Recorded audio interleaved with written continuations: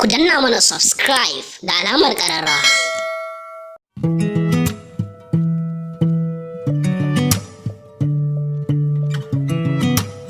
Tofa wata sabuwa inji 'yan caca. A cikin labarin namu na yau za ku ji jaruman Kannywood ɗin da suka fita ƙasar waje.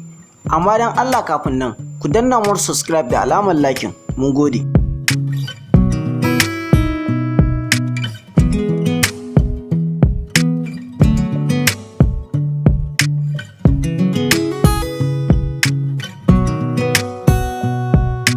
Bara mu kai gadan-gadan zuwa cikin labarin.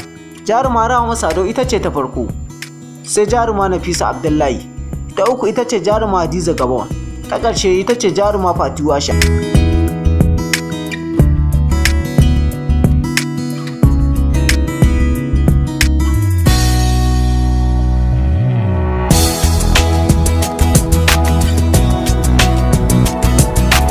Don su jaruma Nafisa Abdullahi da jaruma Rahama Sadau ba sa ƙasar nan.